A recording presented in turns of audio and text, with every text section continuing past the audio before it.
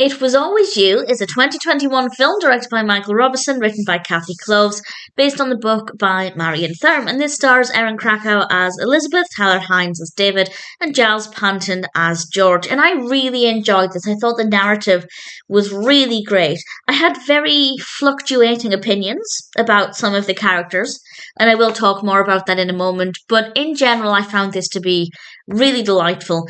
Elizabeth and George are planning their wedding, and George's brother David comes home after being away for quite a while.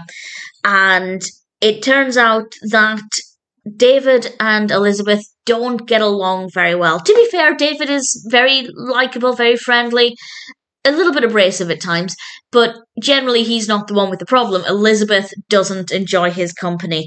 However, as they spend more and more time together, it becomes apparent that she definitely has feelings for him, and considering she's in the middle of planning her wedding to George, David's brother, things get a little bit awkward and a little bit uncertain. I don't want to give away too much more about the narrative. We do have a nice amount of wedding planning. It's not wedding in abundance.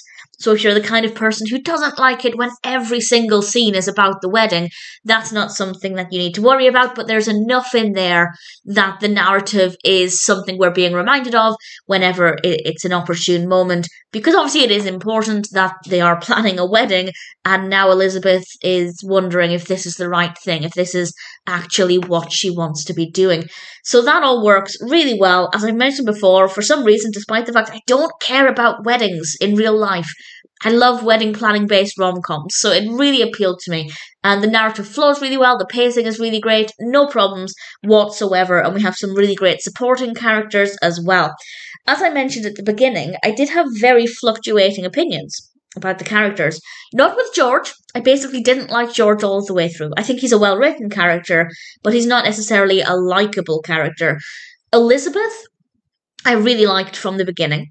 And then I didn't necessarily love her all the way through it. It never got to the point of disliking her, but I found that she had a very similar response through a lot of the film where, yes, she was confused and really unsure of what she was feeling, but that became a little bit monotonous. I think we needed a little bit more variety in the character's emotions, but it wasn't so bad. But just as a point of criticism, it meant she was kind of a little bit irritating to watch at times, but it certainly wasn't too bad. Contrastingly, David was really annoying for about 10-15 minutes when he first came into the film.